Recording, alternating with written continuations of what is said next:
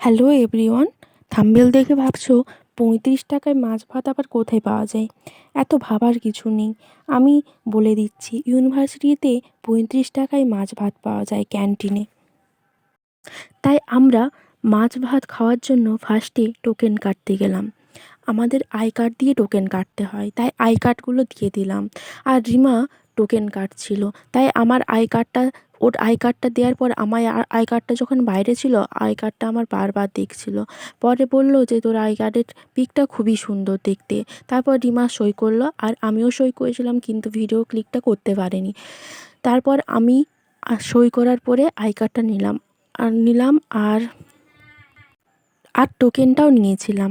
আর token ৩টার জায়গায় কেটেছিলাম ৬টা, কারণ পরবর্তীকালে কেউ যদি খায় তখন এই টোকেন থেকে তারা খাবে।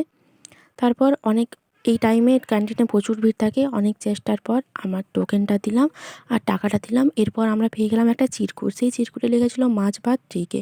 তারপর টেবিলে ভাত পেয়ে গেলাম। ভাত পাওয়ার পর কিছু সেলফি তুললাম।